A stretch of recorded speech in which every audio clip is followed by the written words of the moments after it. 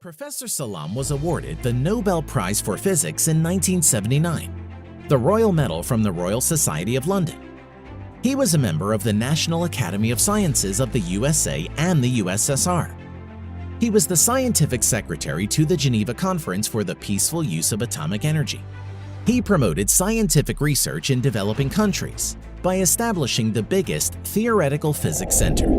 Yet, Professor Abdussalam is hardly mentioned in any schoolbooks, not known by many in his homeland. In today's episode, we will discuss Professor Salam's life. Professor Salam was born on January 29, 1926 in Jang. Back then, the land was known as the subcontinent and it was ruled by Britain.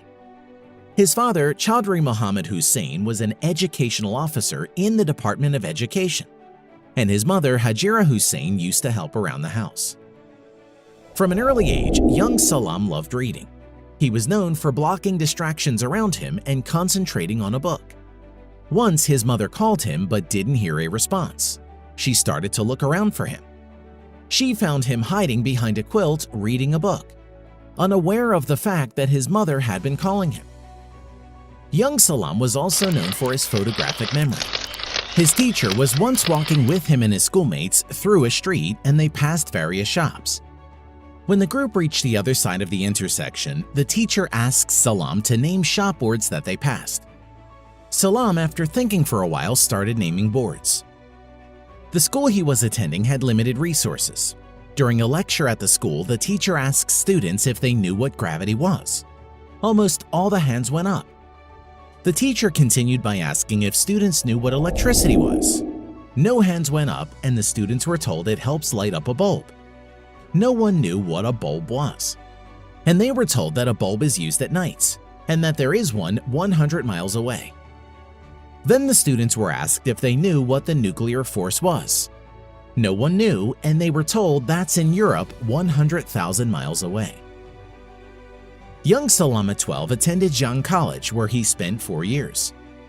Later he wrote, "It was my good fortune that I had some of the exceptionally learned and most affectionate teachers assigned to me." This was where his career started. He took classes in English, Arabic, Persian, as well as math and science. Famously, he had memorized some fancy English words and developed a habit of using them often. His teacher did not approve of his way of using the English language, and he was penalized for using fancy words improperly. Back then, exam results were published in newspapers, and the day came where students and parents were either nervous or excited. Young Salam was sitting with his father, and his father had asked one of his friends to bring him the newspaper from the railway station. As the friend left to buy a newspaper, Salam went out of the house, not knowing what the mood would be once he returned. As Salam biked back to the house, shop owners that would normally close their shops were waiting at the shop doors for Salam. It turned out that Salam had broken records by scoring the highest grade. The town turned out on streets to welcome him.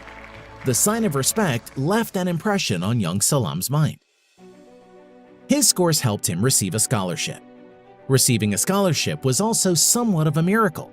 As this was the midst of the Second World War, a politician was collecting funds to help Britain with the war efforts. He was able to raise £15,000. But for one reason or the other, he decided to set up a scholarships fund, and Salam was one of the students who received it. With the scholarship, he attended the government college, and in 1946 received MA in mathematics. When Salam arrived at the government college, for the first time he saw something that was discussed at his school, an electric light. Later in 1946, he was awarded a scholarship at the St. John's College, where he took BA in mathematics and physics. What he had learned from Cambridge was not just education. He was introduced to a new culture and a lifestyle. And it all started on his arrival at the campus. As he arrived in Cambridge, he asked one of the college helpers to help him with his luggage. The man pointed at a wheelbarrow and told young Salam to help himself. He noticed that students treated each other and their professors differently from what he was used to. He saw students using 3 to 4 colored pens to keep their books in order.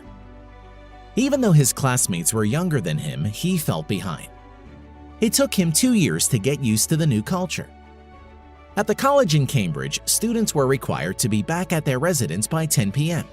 If for some reason a student was late, a fine was imposed.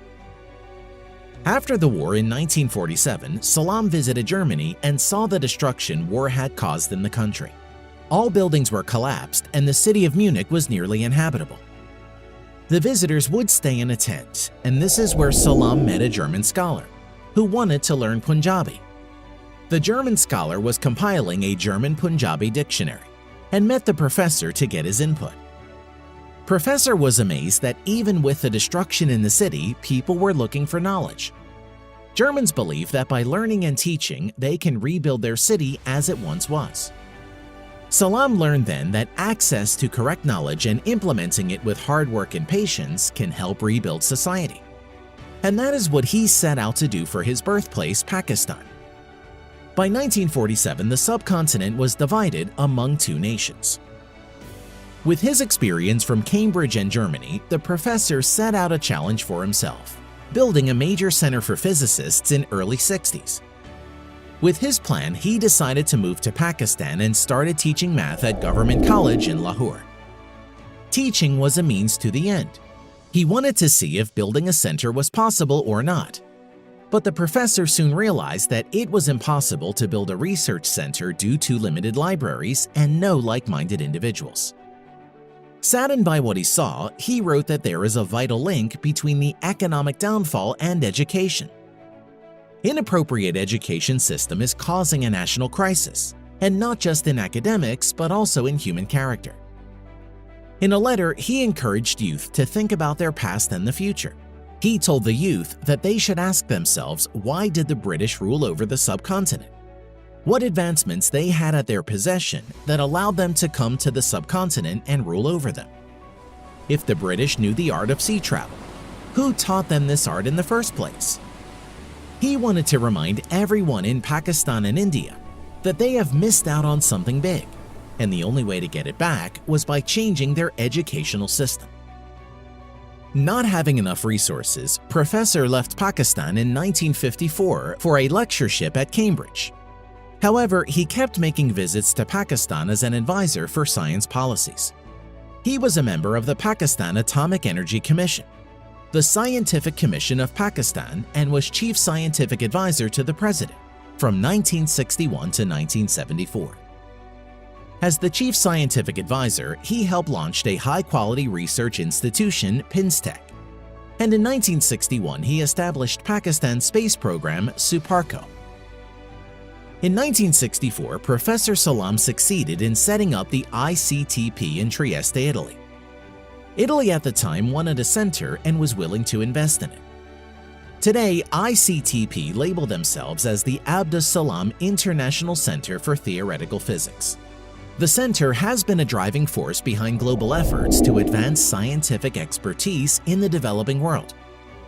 ICTP seeks to accomplish its mandate by providing scientists from developing countries with the continuing education and skills that they need to enjoy long and productive careers. The vision Professor saw came to reality. In 1970, Salam helped set up Pakistan's first nuclear power plant in Karachi, with the help of Canadian and Pakistani engineers. For Professor, things were not as good as he expected, but he was happy working in two continents. People knew him through his projects from Europe and Asia. But then, in 1974, things got worse for the professor. The National Assembly of Pakistan declared a law that excluded Ahmadis from practicing their religion. Professor, in protest, left the country. 5 years after leaving Pakistan, Professor Abdussalam became the first Pakistani to win a Nobel Prize. To this day, he remains the only Muslim to win a Nobel Prize in physics. During his speech at the Nobel banquet on December 10, 1979, Abdussalam said, "On behalf of my colleagues, Professor Glasgow and Weinberg, I thank the Nobel Foundation and the Royal Academy of Sciences for the great honor and courtesies extended to us, including the courtesy to me of being addressed in my language Urdu. Pakistan is deeply indebted to you for this. I am saying this not only to remind those here tonight of this, but also for those in the third world, who feel they have lost out in the pursuit of scientific knowledge for lack of opportunity and resource. After receiving an international award for scientific advances, he was invited by Indira Gandhi to visit India. The professor said that the first country he would want to visit was his homeland Pakistan, and he did as a state guest. In 1979, he was awarded the highest civilian award, the Nishani-e-Imtiaz. He was also invited by Quaid-e-Azam University in Islamabad, but unfortunately he couldn't enter the institute, as there were threats by some students to disrupt the event. He did, however, respect his invitation from Indira Gandhi and went to see her. The Prime Minister of India invited him for a tea at her residence and reportedly made the tea herself out of respect.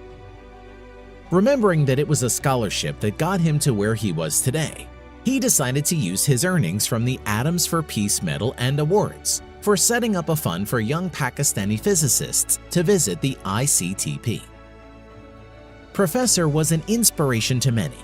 On his retirement from Imperial College London, there was a 3-day conference held in Trieste to honor his accomplishments. Many speeches were delivered. Professor Salam listened from his wheelchair but did not speak due to his disease.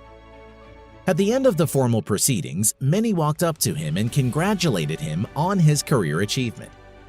His friends visited him and expressed their gratitude. Professor thanked every visitor for their kind words.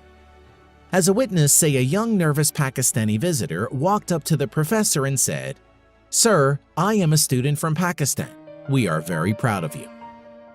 Salam's shoulders shook. He looked at the young man for a split second and turned his head down with tears rolling down his face. A feeling of deep sadness was seen in the room. On November 21, 1996, Professor passed away in Oxford, United Kingdom. He wanted his final resting place next to his parents, so his body was taken to Pakistan. After arriving in Lahore at the Jamaat-e-Ahmadi Center, final funeral services took place and he was laid to rest. 30,000 people attended the funeral service, which was organized by 1,500 volunteers. Dr. Salam was buried next to his parents. His tombstone read, "First Nobel Laureate." Professor was known for his loyalty. His loyalty holds true not only for his birthplace, but also in his regular life. Once he needed a suit tailored last minute. He visited a shop and they made special arrangements to have one ready for him in time. Salam appreciated the gesture and kept buying suits from that shop for the rest of his life. Throughout his lifetime, he has won various awards for contributions to physics, awards for peace and promoting scientific collaboration. To the world of physics, he has left a legacy known as the unification theory. To developing countries, he had left the ICTP. Through his scholarship funds, 600 Pakistani physicists and mathematicians had a chance to visit international universities. Professor Salam was a visionary who wanted to be at service for developing countries. To people around the world, he will always be the first Muslim to win a Nobel Prize. Until next time, have a good one.